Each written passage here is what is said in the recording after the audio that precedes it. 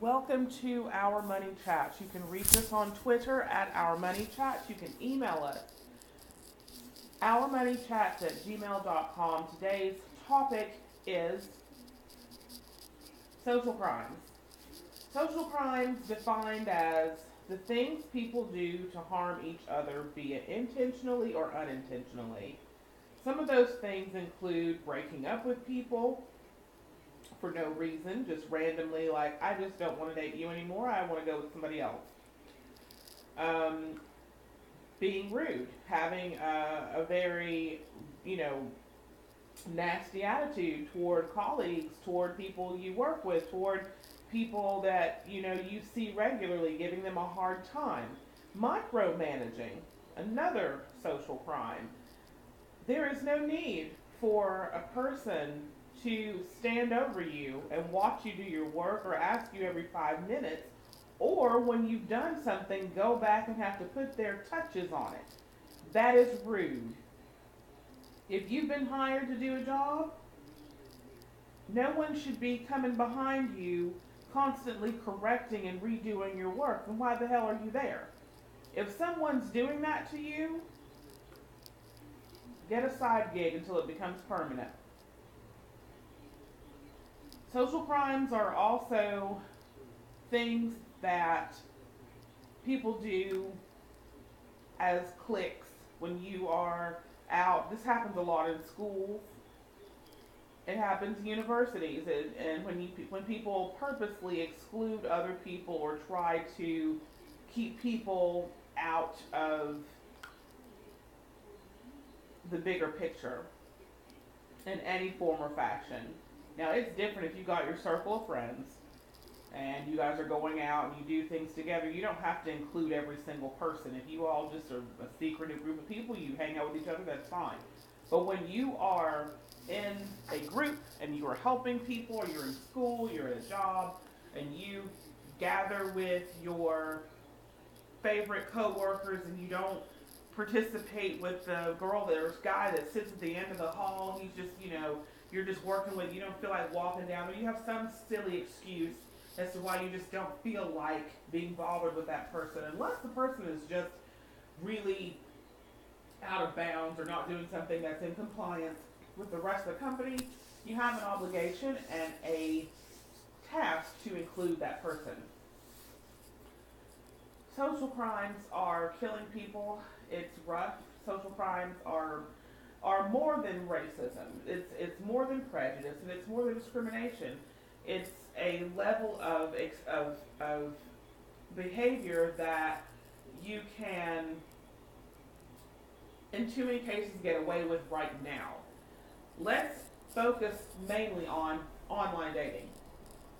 That whole realm, that whole setup is currently not working. 10, 15 years ago, even 20,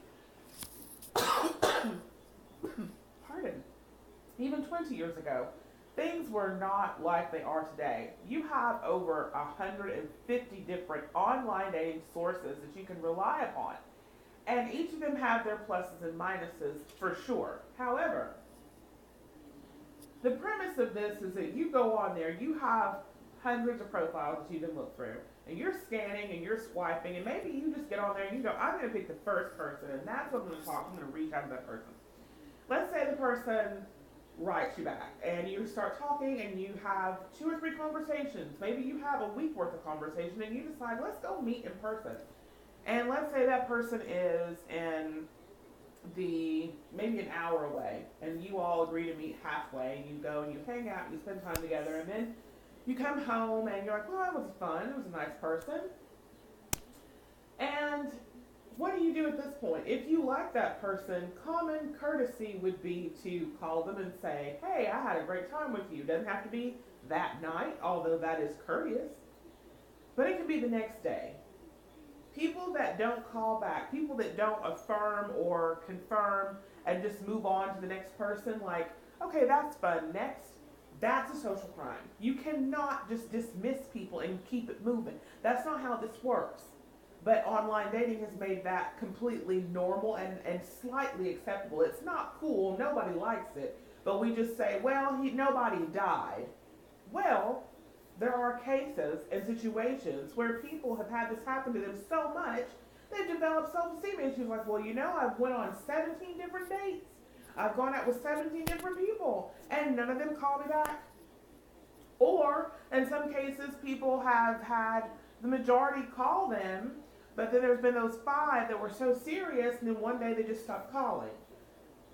This is building up bad karma for yourself. This is called manners and courtesy, which don't exist in the online dating world, in my opinion. I am being as bold as is to say this, that I just don't feel that online dating has that courtesy and accountability that most humans have. Things that were years ago okay. And this is one of those things that I feel like years ago it was okay, and it still should be. This is just common courtesy, and it's lacking. Now, there are cases where people have medical conditions where they don't understand common courtesy.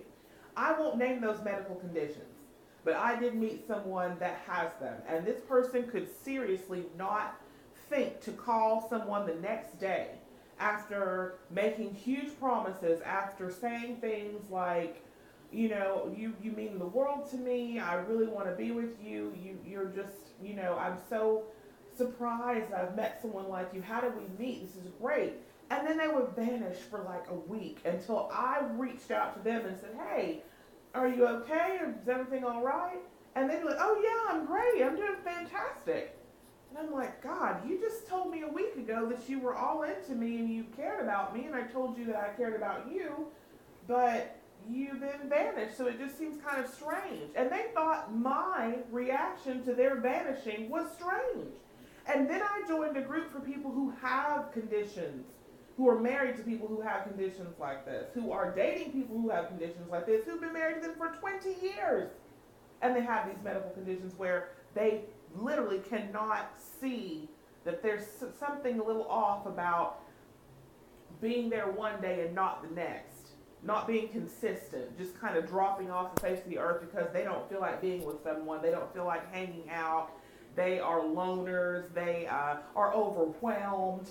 All these different things that come with this particular condition. And because of that, they just cannot see. They cannot see that that's, where it makes a relationship break down. And the person has these tendencies to call out of the blue, just out of the blue. Maybe 2 months down the road, as if nothing happened, as if it's okay to just jump back in the conversation like where you just picked up. And in my case, the person I knew that did have a medical condition would say things like, oh, I won't, after I confront him about it, this is just kind of strange that you would go this far and say these things, and then it's like you vanish, and you promise to come visit, and then you vanish and don't tell me if you're, going to be here. We've prepared to meet you at the airport, and, you're just sort of like MIA. It's like, I guess you're not coming. And they lashed out at me and said, oh yeah, I'm not coming now. You keep pressuring me. You're always expecting me to do all these things, and this is just too much. And I was thinking, okay, there's definitely a medical condition. That's when I really realized something's wrong. Something's off.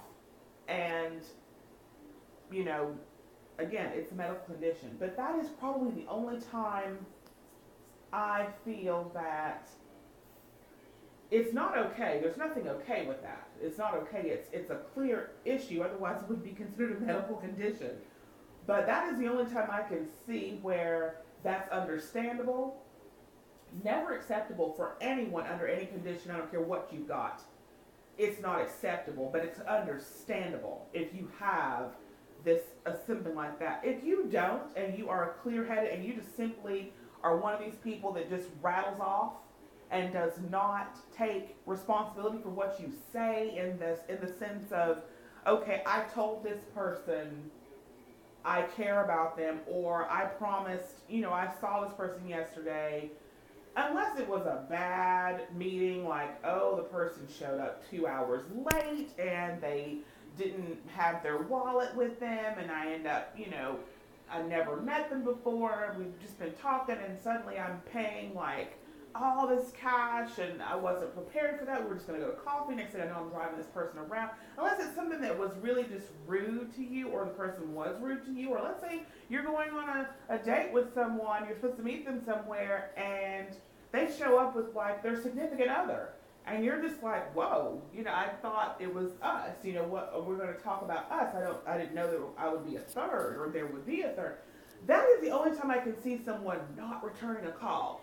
If, on the other hand, you are of sound mind and of sound body and you are online and you go out with someone, just give them a courtesy. Thank you, had a great time. Find a peaceful way to say, I'm going to continue on with someone else, or make that clear up front. I even think if you don't even believe, like, there are just what happens too many times is you talk to someone for a length of time, it's going well, you finally meet up, you don't like the way they look, you don't like the way they smell, you don't like their hair, you don't like their teeth, there's some little thing that makes you pissed off, you don't like the person, so you feel like it's okay to drop them. That's not how this works. It's building up bad karma. You will not find someone, you are not going to have a friend, and if you honestly are one of these people that just cannot stay with one person and you're just not interested in that, say it up front, because you're hurting yourself and you're hurting your chances. This continues. You will not ever. You're just not. It's not going to work, and you're going to hurt people along the way, and it's going to come back and find you. I'm telling you, that's just the way it is. So again, if you're not interested in a person, you're just out there just wanting to hang out with people and just see new people every day, you're just one of those people that just has to see a new person every single time, you're not going to settle down, say that. Because you'll probably be able to find other people who are willing to do that too and won't call you, will be hurting people or leaving a trail of horrible social crimes. This has been another episode of Our Money Chats. You can reach us on Twitter at Our Money Chats. You can email us ourmoneychats@gmail.com. We will continue this conversation to talk about other social crimes and how to not be that one.